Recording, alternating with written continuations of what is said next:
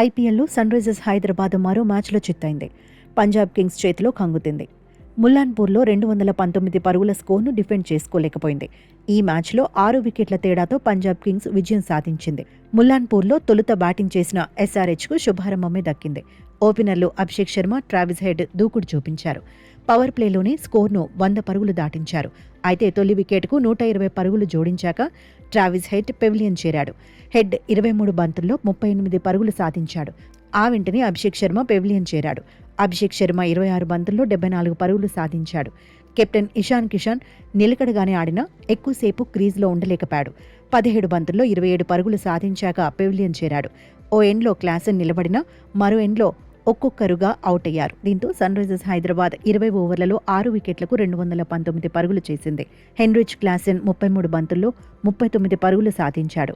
Punjab Kings బౌలర్లలో హర్షదీప్ సింగ్ 2 వికెట్లు తీశాడు. శశాంక్ సింగ్ సైతం 2 వికెట్లు దక్కించుకున్నాడు. 220 పరుగుల టార్గెట్ చేజ్లో పంజాబ్ కింగ్స్ ఎక్కడా తగ్గలేదు. ఓపెనర్లిద్దరూ అటాక్ చేశారు. ఆరంభం నుంచే రెచ్చిపారు. చూస్తుండగానే ప్రియాంశ్ ఆర్య హాఫ్ సెంచరీ సాధించాడు.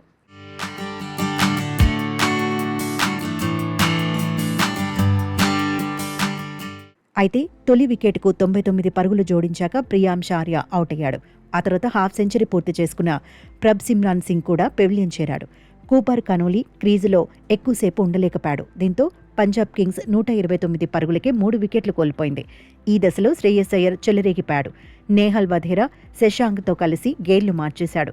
హాఫ్ సెంచరీ సాధించాడు. అదే జోరులో చివరి వరకు క్రీజులోనే ఉన్నాడు. దీంతో మరో 7 బంతులు ఉండగానే పంజాబ్ కింగ్స్ విజయం సాధించింది.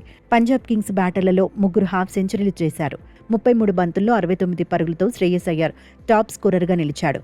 అయ్యర్ ఇన్నింగ్స్లో 5 ఫోర్లు 5 సిక్సర్లు ఉన్నాయి. ప్రియాంశ్ ఆర్య కూడా 5 ఫోర్లు 5 సిక్స్లు బాదాడు.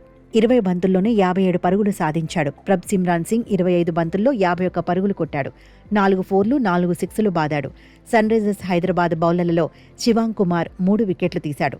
పంజాబ్ కింగ్స్ విజయంలో కీలక పాత్ర పోషించిన శ్రేయస్ అయ్యర్కు player of the match award దక్కింది.